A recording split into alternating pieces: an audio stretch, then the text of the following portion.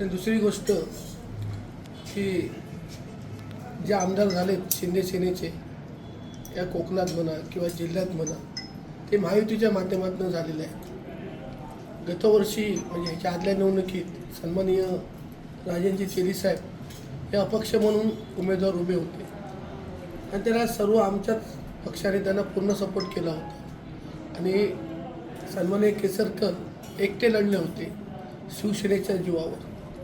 तर शिवसेनेने त्यांना भरघोस मताने निवडून दिलेलं आहे।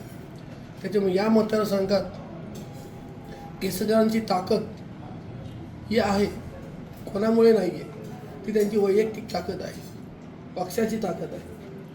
त्याच्यामुळे जे उमेदवार निवडून आले ते महायुती म्हणून आलेले आहेत। त्यामुळे प्रत्येकाला पुऱ्या महाराष्ट्रात जे आले ते महायुतीने आलेले आहेत।